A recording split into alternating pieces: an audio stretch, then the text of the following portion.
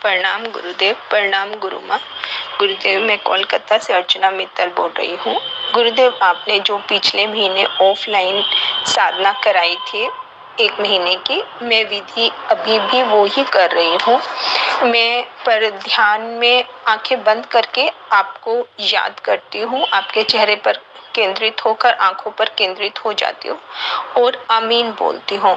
गुरुदेव, जैसा आप बोल रहे थे ना उस समय कि पूरे ब्रह्मांड की चेतना तुम में उतरेगी, गुरुदेव इस समय मुझे ऐसा ही लगता है कि आपका हाथ मेरे सिर पे है और मैं उतर रही हूँ उसमें। मैं अपने आप को आकाश में फील करती हूँ, मेरी चेतना आकाश में आ रही है गुरुदेव। पर गुरुदेव, आज एक चीज और भी हुई कि मैं ध्यान में बैठी हूँ, मेरी एक आंख खुली है और एक आंख बंद है। गुरुदेव, समझ में नहीं आया ये क्या हो रहा था। थोड़ा सा मन गुरुदेव हल्का सा 2-1 दिन से डरने लगा है, जैसे एक नए आयाम में जाते हैं, नई जगह पे जाने से हिचकिचाता है ना मन, वैसे मुझे लग रहा है। गुरुदेव, क्या मेरी साधना ठीक हो रही है? और गुरुदेव, जैसे मैं बेटे के लिए प्रे कर रही थी कि उसको अपना सही रास्ता दिखे, वो आगे एडमिशन लेने के लिए थोड़ा वरीड है, तो जैसे ही मैंने प्रे किया तब भी मुझे ऐसे ही लग रहा था कि मैं आकाश में हूँ। गुरुदेव, मुझे समझ नहीं आ रहा है कि क्या हो रहा है, कुछ अलग अलग सा हो रहा है। गुरुदेव, क्या ये मेरी साधना ठीक चल रही है? प्लीज गुरुदेव उत्तर जरूर दीजिएगा। धन्यवाद गुरुदेव। Love you Baba, love you Baba, love you माँ। प्रणाम आपको। प्रणाम आपको और आप सभी को प्रणाम। क्या साधना ठीक चल रही है या साधना गलत चल रही है या साधना नहीं हो पा रही है? हमको ये पूछने की जरूरत कब पड़ती है? पहली बात तो हमको ये पूछने की जरूरत कब पड़ती है कि मेरी साधना ठीक चल रही है, जब हमें ही नहीं पता होता कि साधना चल रही है या नहीं चल रही। हमें ही नहीं पता होता और तुम कुछ कर रहे हो और तुम्हें ही नहीं पता, तो इसका मतलब जो तुम कर रहे हो वो पूरी तरह से कर ही नहीं पा रहे। एक आदमी हवाई जहाज में बैठ गया और हवाई जहाज चल पड़ा और वो आकाश में है, वो कभी नहीं पूछेगा कि मैं हवाई जहाज में बैठा हूं या नहीं बैठा हूं। एक आदमी जमीन पे ही खड़ा हुआ है और वो कल्पनाएं कर रहा हवाई जहाज की, तो वो पूछेगा क्या हवाई जहाज में मैं बैठ गया?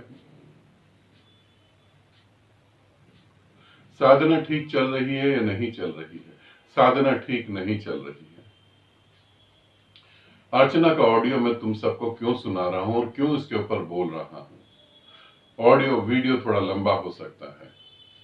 आज तक जितने भी पृथ्वी पर गुरु हुए, भले ही वो बहुत सत्य बोलते हो, मगर फिर भी पर्दे के पीछे अलग बोलते थे, पर्दे के सामने अलग बोलते थे। उनके लिए भी 2 हिस्सों में बंटना जरूरी था, वरना भीड़ इकट्ठी नहीं होती। गुरुओं ने जो वाणी बोली, जिस वाणी से आप परमात्मा तक पहुंच सकते हैं, वो पर्दे के पीछे ही बोली। पर्दे के सामने तो वो बोली जो तुम सुनना चाहते थे, और यहां मैं सारा कुछ तुम्हारे सामने रख रहा हूं खोल के, बिल्कुल, ताकि तुम समझ सको। अगर परमात्मा को तुम चाहते हो तो उसकी क्या कीमत चुकानी पड़ेगी। परमात्मा जैसी चीज, परमात्मा जैसी भाव दशा, परमात्मा जैसा आनंद फ्री में उपलब्ध नहीं होता। पहले तो यह समझ लेना। संसार में तुम्हें सांस भी लेनी है तो उसकी भी कीमत चुकानी पड़ती है। परमात्मा तो बहुत बड़ी बात हो गई। साधना ठीक चल रही है, नहीं चल रही है? जैसे कि अर्चना, मैंने तुम्हें पहले ही बताया था कि मृत्यु घटित होने वाली है। आनंदित हो जाओ, जिसे तुम चाहते हो वो घटित होने वाला है। फिर यहां पर मैं परमात्मा के साथ एक होना चाहती हूं, मैं परमात्मा के साथ एक होना चाहता हूं। यहां तो परमात्मा तुम्हारे मैं को भी स्वीकार करने को तैयार नहीं। ध्यान रखना, वो तुम्हारे मैं को भी स्वीकार नहीं करना चाहता। वो तो मैं शून्य हो जाए तब तुम्हें एक्सेप्ट करेगा। और यहां तो तुम्हारा बेटा भी है जिसके लिए तुम्हें प्रार्थना भी करनी है। फिर कैसे काम चल पाएगा?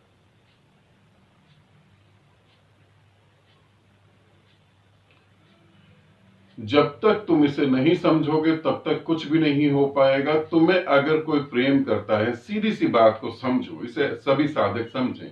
अगर तुम्हें कोई प्रेम करता है, तुम एक पुरुष हो, तुम्हें कोई स्त्री प्रेम करती है, वो कुछ परसेंट तुम्हें करती है, कुछ परसेंट किसी और को करती है, कुछ परसेंट किसी और को करती है। वो हजारों लोगों को प्रेम करती है, उस हजारों लोगों में तुम भी खड़े हो। तो क्या करोगे तुम उसके प्रति कभी भी सीरियस नहीं हो पाओगे। और यही कोई पुरुष हो, तुम उसके प्रति कभी सीरियस नहीं हो पाओ। तो जब तुम परमात्मा को प्रेम करते हो और पूरे संसार को भी तुम प्रेम कर रहे हो, संसार का मतलब पृथ्वी पर जीने वाले इंसान नहीं, संसार का मतलब तुम्हारा पति, तुम्हारे बेटे, तुम्हारी पत्नी, तुम्हारे माँ बाप, तुम्हारे बहन भाई, ये तुम्हारा संसार है। जब तुम इनको भी प्रेम कर रहे हो, उसको भी प्रेम कर रहे हो, और फर्स्ट में तो तुम्हारा संसार ही तुम्हारे लिए है, परमात्मा तो सेकंड हो गया।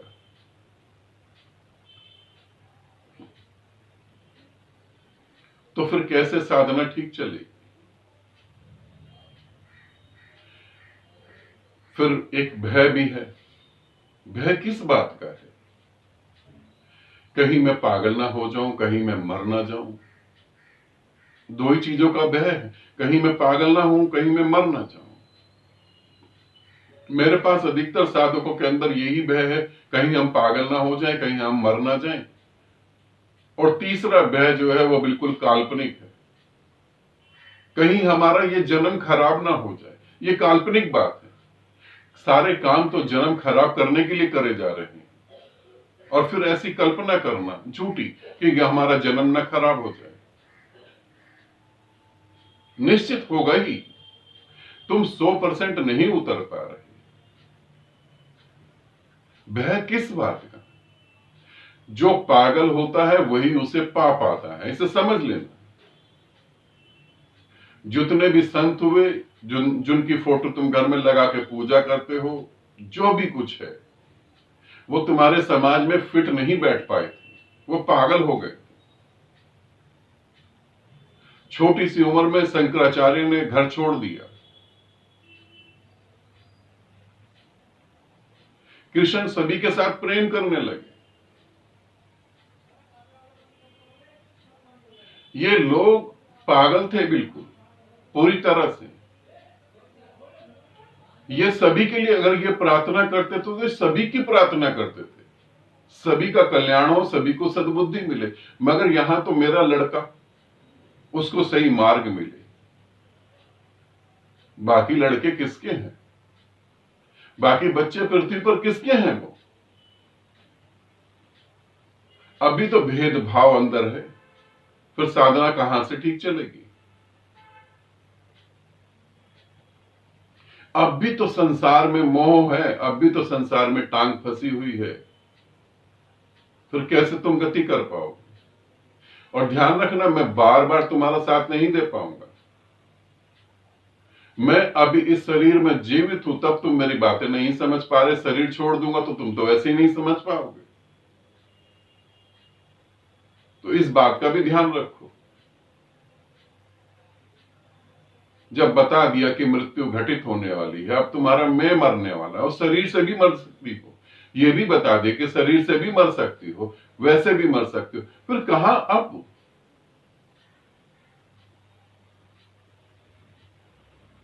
एक आंख बंद है, एक आंख खुली हुई है। आंख खुलेगी ही खुलेगी, क्योंकि संसार में अभी है, तुम्हारे पांव फंसे हुए संसार में। अभी तुम्हारा मन का हिस्सा संसार में फंसा हुआ है, तुम चाहे कितना भी कहो।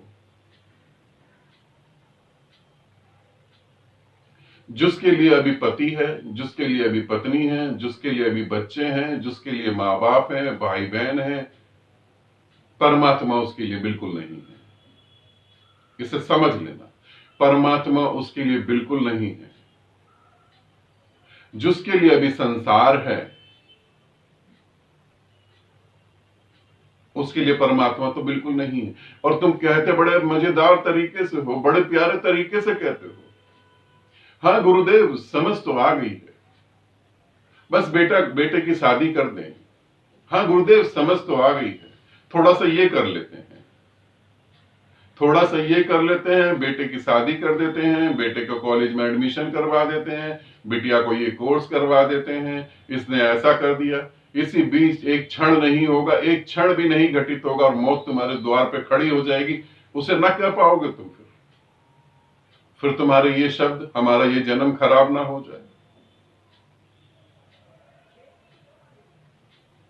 साधना ठीक चल रही है नहीं चल रही, भीतर तुम जानती हो, इसीलिए तो तुम पूछ रही हो कि साधना ठीक नहीं चल रही है। इतना मेहनत करने के बाद भी फिर क्यों चूक रहे हो? अपने से पूछो तुम्हें क्या चाहिए। जल्दबाजी नहीं करो। संसार चाहिए ना, जियो संसार को, अच्छे से जियो। अरे हिंदुओं में तो वैसे भी एक जन्म की तो बात नहीं, अनंत जन्म है, फिर किसी जन्म में प्राप्त कर लेंगे, जरूरत ही क्या है। अभी अधूरा है संसार, अभी मोह है संसार में। जैसे किसी व्यक्ति को, कोई व्यक्ति कहे कि मैंने उपवास कर लिया है, मैंने फास्ट रखा है, मैं अन्न नहीं खाऊंगा, सिर्फ पानी पीऊंगा, और 2-3 दिन तक उसने अन्न भी नहीं खाया। उससे पूछो कि तुझे तकलीफ तो नहीं हो रही, मन तो नहीं कर रहा पूड़ी खाने का, गोलगप्पे खाने का, छोले भटूरे खाने का? वो कहेगा नहीं, बिल्कुल नहीं कर रहा, इज्जत भी तो बचानी है। वो कहेगा बिल्कुल नहीं कर रहा। और उसे तुम मार्केट ले जाओ,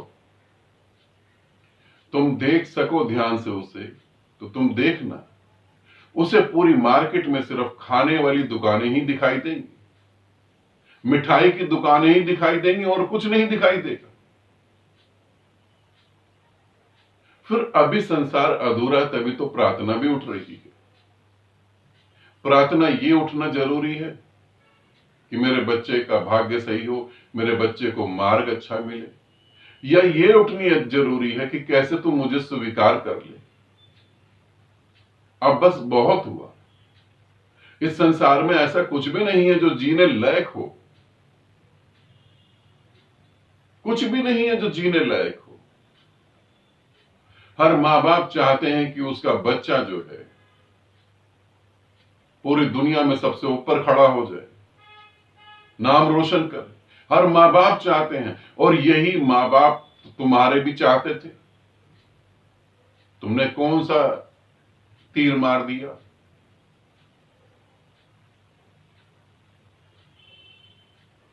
अभी संसार अधूरा है, इसे समझो।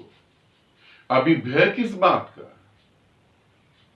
कहीं नई जगह जा रहे हैं, इसकी तो खुशी होनी चाहिए। ये तो आनंदमय होना चाहिए कि उसके द्वार खुल गए हमारे लिए, ऊर्जा बरस रही है, ये तो आनंदमय होना चाहिए। ये तो धन्य भाग से भरना चाहिए कि हमें ऐसा गुरु मिला जो वहां तक ले जाने को तैयार है, वरना वो ही ना स्वीकार करता तो क्या कर लेते। एक गुरु इस पृथ्वी पर वो पैदा होता है जो सत्य तक तुम्हें ले जाने की हिम्मत रखता है, और जैसे ही वो पैदा होता है, उसके पैदा होने से पहले ही लाखों नकली गुरु पैदा हो जाते हैं। उन लाखों नकली गुरुओं में तुम उलझ के मर जाते हो, तुम्हें पता भी नहीं लगता। ये तो और बड़ी बात हो गई कि तुम्हें स्वीकार कर लिया गया, फिर भी तुम रुके हुए हो। एक आंख खुली है, एक आंख बंद है। जब तक संसार है तो एक आंख तो खुली ही रहेगी। निर्णय करो, तुम्हें परमात्मा चाहिए या तुम्हें संसार जीना है। अपना समय नहीं खराब करो। निर्णय करो कि मुझे संसार चाहिए, तो फिर संसार को पूरी तरह से जियो। और परमात्मा चाहिए तो फिर परमात्मा को पूरी तरह से जियो। फिर बहाने क्यों? इतने सारे बहाने। मैं अर्चना तुम्हें नहीं कह रहा हूं, बहुत सारे साधकों को कह रहा हूं जो समाधि के बहुत करीब हैं। और बहाने, अरे बच्चों के लिए हम नहीं करेंगे तो कौन करेगा? बच्चे कुछ पूछ नहीं रहे तुमसे, बहाने इतने ज्यादा। कहने को तुम्हारे शब्दों में तो ऐसा लगता है कि 100% तुम्हें परमात्मा ही चाहिए, मगर जब मैं तुम्हारी आंखों में भीतर देखता हूं तो 1% परमात्मा चाहिए, बाकी 99% जो है तुम्हें संसार ही चाहिए। अहंकार को तृप्त करने के लिए बहुत सारे रास्ते तुमने खोले, वो तो तुम बंद ही नहीं कर रहे।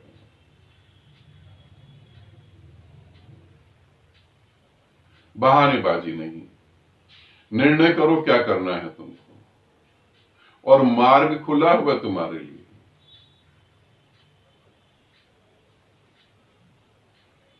उसमें चलो और मैं से मुक्त हो जाओ। मैं से मुक्त होगे तो जानोगे तुम स्वयं ही परमात्मा हो, और कौन सा परमात्मा, मगर तुम मैं से तो मुक्त नहीं हो पा रहे। अपने पूरे आत्मा की ऊर्जा छोटी छोटी चीजों में लगा रखी है। कहीं मर ना जाऊं, कहीं पागल ना हो जाऊं। मरना तो वैसे भी है, मरना तो वैसे भी है। इस मौत के बदले अगर निराकार मिल जाए तो बहुत सस्ता सौदा है। पागल तो वैसे भी है यहां सभी, पागल यहां सभी वैसे ही हैं। मेंटल हॉस्पिटल इसलिए बनाए गए, जो जरूरत से ज्यादा हो गए उनको वहां रख दिया, जो जरूरत से ज्यादा नहीं उन्हें वहीं संसार में छोड़ दिया। मेरी बातों को अच्छे से समझो। समय बहुत कीमती है, एक एक पल कीमती है और तेजी से बीत रहा है। या तो तुम परमात्मा होगे या तुम अगली बार फिर आओगे और परमात्मा को ढूंढोगे। ठीक है, आनंदित रहो, सदा खुश रहो। बहुत बहुत प्रेम आप सभी को।